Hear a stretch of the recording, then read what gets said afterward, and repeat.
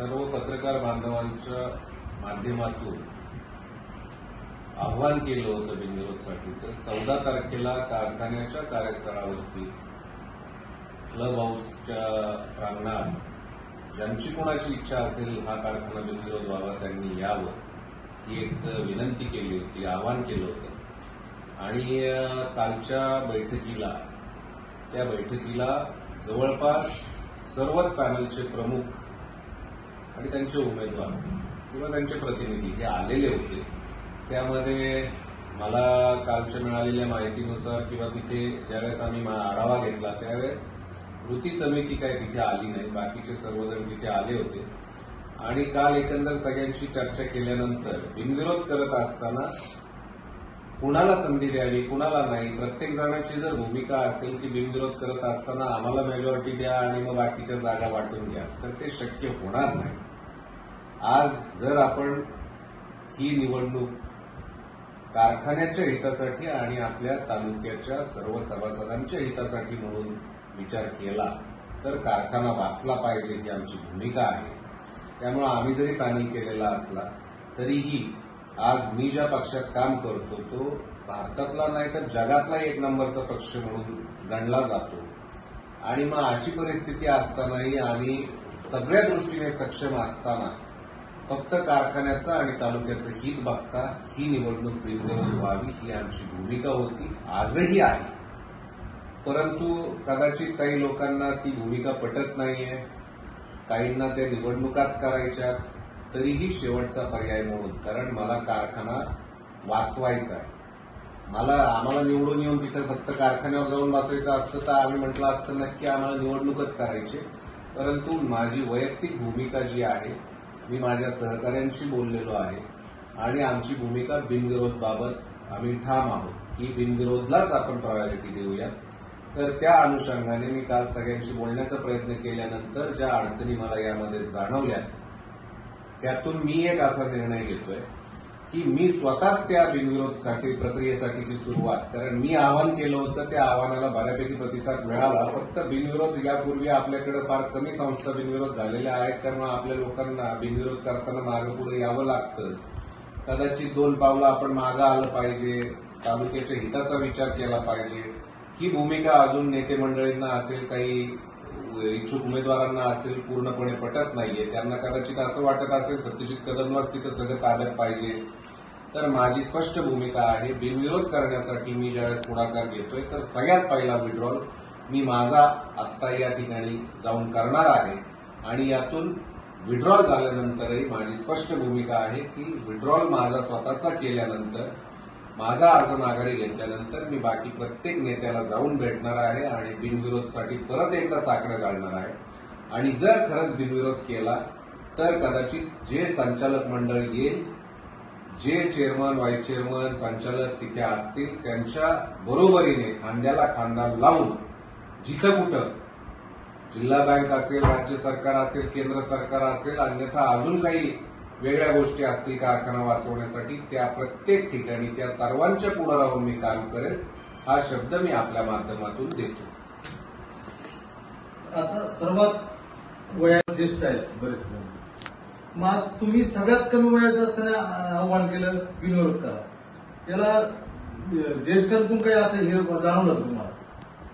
काय या आत्ताच्या निवडणूक प्रक्रियेमध्ये जेवढ्या कुठे उमेदवारांनी इच्छुक उमेदवारांनी अर्ज भरलेले आहेत यामध्ये मला असं वाटतं की कदाचित सगळ्यात वयाने कमी मीच असेल।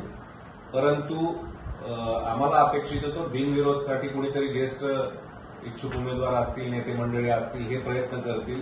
वाट बघितली, काही झालं नाही म्हटल्यावर आपल्याच माध्यमातून एक 3 दिवसांपूर्वी 4 दिवसांपूर्वी आवाहन केलं आणि त्या आव्हानाला प्रतिसादही चांगला मिळाला। परंतु कदाचित काही नेते मंडळी असतील की ज्यांना त्या भूमिकेत जायचंच नाहीये, कारखाना वाचावा ही भूमिका कदाचित नसेल तर तिथं असलेल्या बाकीच्या ज्या काही शिक्षण संस्था आणि या असतील त्याच्यावर डोळा असेल तर मग त्यांचा बिनविरोधकडे कल नक्कीच नसेल असं वैयक्तिक माझं मत आहे। आणि ज्याला वाटतं खरंच कारखाना चालू झाला पाहिजे, आपला कारखाना हा खूप अडचणीत आहे आणि तो चालू करायचा असेल तर सर्वांनी मिळून एकत्र येऊन काम केलं तर ते शक्य आहे। अन्यथा निवडणुका झाल्यावरती जो निवडून येईल बाकीची सगळी मंडळी त्याला फक्त आणि फक्त त्रास द्यायचा प्रयत्न करतील, त्याच्यापासून त्या कारखान्याला ऊस कसा मिळणार नाही यासाठी बाकीची मंडळी प्रयत्न करतील आणि त्यातून कारखान्याच्या अडचणी अजून वाढतील. त्यामुळं मला अपेक्षित होतं की ज्येष्ठांनी त्यात पुढाकार घ्यावा, परंतु ज्येष्ठांनी न घेतल्यामुळे मला घेण्याची वेळ आली आणि मी पुढाकार घेतल्यानंतर मला एक जाणवलं की इच्छुक उमेदवार बऱ्यापैकी किंवा काही नेते मंडळी असतील यांचा बऱ्यापैकी तिथे सपोर्ट मिळाला. त्यांनी काल पॉझिटिव्ह भूमिकाही घेतली, परंतु काही बोटावर मोजण्या इतक्या लोकांमुळे जर ती निवडणूक लागत असेल तर कदाचित मी माघार घेतल्यानंतर त्यांना सुबुद्धी देवाने दिली आणि तेही या प्रक्रियेत सामील झाले तर कारखाना आपला कदाचित वाचू शकतो, असं माझं वैयक्तिक मत आहे. आत्ताच तुम्ही सांगितलं का मी उमेदवारी अर्ज मागे घेणार, हो. माझं तुम्हाला कोणी ज्येष्ठांनी सांगितलंय का तुम्ही अर्ज मागे घ्या, तुमची अडचण तयार होत आहे? मला कुणीही सांगितलेलं नाही अर्ज माघारी घ्या, परंतु बिनविरोधचा मी आपल्याला सांगितल्याप्रमाणे बिनविरोधचा नारा मी दिला, मी आवाहन केलं. त्या आव्हानाला प्रतिसाद मला जो मिळाला त्यामध्ये मी त्या प्रमुख भूमिकेत असल्यामुळे मी जर कदाचित बिनविरोध करताना कोणाला तरी जागा कमी घे आणि जास्त घे सांगायला गेलो तर कदाचित त्याचा असा अर्थ काढला जाऊ शकतो की मी एका पॅनलचा उमेदवार आहे, पॅनलचा प्रमुख आहे आणि त्या भूमिकेतून मी माझ्या पॅनलसाठी किंवा माझ्या लोकांसाठी जास्तीच्या जागा मागतोय. तर माझं ते म्हणणं नाहीये. त्यासाठी सगळ्यात पहिला विड्रॉल मी माझा स्वतःचा करतोय आणि त्याच्यानंतर बिनविरोधसाठी प्रत्येक नेत्याच्या गरज लागल्यास पाया पडून, माझं घरचं काम नाहीये, हे तालुक्याच्या हिताचं काम आहे. त्यामुळे कुणाकडेही जाऊन त्याच्या पाया पडायला मला कुठलाही कमीपणा वाटणार नाही. मी प्रत्येकाला जाऊन विनंती करेल की आपण तालुक्याच्या हितासाठी 2 पावलं नक्की माघार घेतली पाहिजे आणि ती घ्या. जर कारखाना बिनविरोध झाला तर राज्य शासन व केंद्र शासन हे सहकार्य करणार का? कारखाना बिनविरोध झाला तर राज्य शासन आणि केंद्र शासन मदत करणार त्यापेक्षा जिल्हा बँक, राज्य सरकार, केंद्र सरकार यांच्याकडून ज्या काही मदतीची अपेक्षा असेल ती मदत मिळवण्याचा प्रयत्न मी त्या संचालक मंडळाच्या बरोबरीने करेल. परंतु त्यामध्ये काही लोक सांगतात बाकीच्या कारखान्यांना पैसे दिले तसं सरकार आपल्यालाही पैसे देईल, परंतु त्याला नियम अटी आहेत. त्या नियम अटीचा जर अभ्यास आपण केला, जसं कुणीतरी सांगतं मी देतो 50 कोटी, कुणीतरी म्हणतं मी देतो 100, कुणीतरी म्हणतं मी देतो 200. 200 रुपये आपण लवकर कुणाला देत नाही, 200 कोटीची भाषा आपण करतो.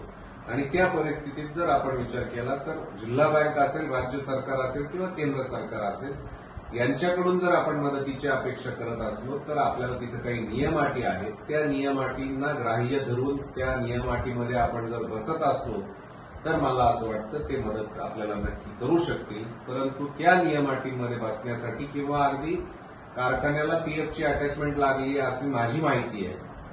म्हणजे संचालक मंडळ निवडून आल्यानंतर सगळ्यात पहिले कारखाना जर ताब्यात घ्यायचा झाला तर जिल्हा बँकेचे जवळपास 150 कोटी रुपये आणि आपले पीएफ आणि याचे जर विचार केला तर ते जवळपास 25 कोटी रुपये, म्हणजे जवळपास 250 कोटी रुपये आपल्याला तिथं पहिले लागतायत. त्याचं काहीतरी मार्ग त्यातून काढावा लागेल तर कारखाना संचालक मंडळाच्या ताब्यात येईल.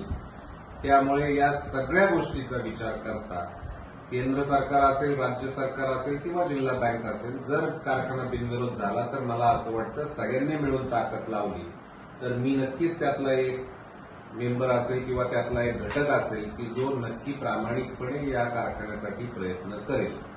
जिल्हा बँक तुम्ही सांगितलं आता जिल्हा बँक मदत करू शकते, परंतु जिल्हा बँकेने आतापर्यंत नोटिसा काढून कारखाना विक्रीचा भाग निलावाची प्रक्रिया राबवत आलेला आहे.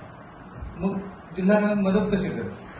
जिल्हा बँक मदत करू शकते हा माझा सांगण्याचा जो उद्देश आहे. जिल्हा बँकेने कारखाना जप्तीची प्रक्रिया केली, त्यांच्या नियम अटीनुसार केलेली आहे. बऱ्याच जणांचं म्हणणं आहे की इतर कारखान्यांवर जास्त कर्ज आहे, आपल्या कारखान्यावर तेवढं नसताना आपला बँकेने कारखाना जप्त केला. आपला कारखाना चालू होता का?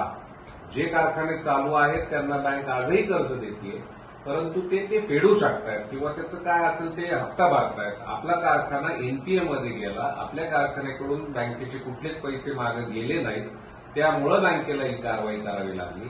त्याच्यानंतरची प्रोसेस की टेंडरही आपल्या कारखान्याचं चालवायला देण्यासंदर्भात बँकेने काढलं होतं. 3 वेळा ती टेंडर प्रोसेसही झालेली आहे. आणि या सगळ्या परिस्थितीत जर संचालक मंडळ निवडून आलं तर आदरणीय कर्डिले साहेब आपल्या तालुक्याचे आमदार आहेत. तेच जिल्हा बँकेला चेअरमन आहेत त्यांना विनंती करून त्यांच्या माध्यमातून इतर संचालकांशी बोलून राज्य सरकारचा त्यात सहभाग घेऊन आपण कारखाना परत संचालक मंडळाच्या ताब्यात मिळवण्यासाठी नक्की प्रयत्न करू शकतो आणि ती मदत जिल्हा बँकेच्या माध्यमातून आपल्याला होईल ही मला खात्री आहे. मला वाचवायचं असेल तर आपण ही निवडणूक बिनविरोध करून सगळ्यांनी एकत्र येऊन काम केलं पाहिजे. निवडणुका झाल्या 2 पार्ट्या होऊ, 3 होऊ, 4 होऊ, जे काही पॅनल होतील उद्या त्यातला कोणीतरी निवडून येणार आहे, कोणीतरी पडणार आहे आणि त्याचा राग मनात धरून त्या कारखान्याच्याच अडचणीत वाढ होणार आहे. जर आपण सर्वजण म्हणतो की आपली कामधेनू आहे तर मला असं वाटतं हा कारखाना वाचवण्यासाठी आपण ही निवडणूक बिनविरोध केली पाहिजे. नोटीसचं कसं काय विचार नोटीसमध्ये काही करता येईल? जे संचालक मंडळ निवडून येईल तिथं जे संचालक मंडळ उद्या बसेल त्या संचालक मंडळाची सगळ्या संचालकांनी मिळून त्यात भूमिका घ्यावी लागेल. वन टाइम सेटलमेंट करायची आहे की अजून काही वेगळ्या प्रकारे जायचंय की अजून आपल्याला कोणाकडून पैसा उपलब्ध होणार आहे, तो कारखाना कसा चालवायचा आहे, ही सगळी भूमिका मला असं वाटतं ज्यांना कोणाला निवडणूक लढायची त्यांनी आधी मांडली पाहिजे, तर निवडणुकीत उतरलं पाहिजे.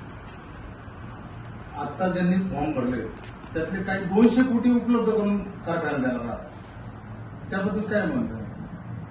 200 कोटी माझं म्हणणं आहे त्यांनी मला आपल्याकडूनच कळतंय की जे काही अर्ज भरलेत त्यातले काही जण 200 कोटी रुपये उभे करून देणार आहेत.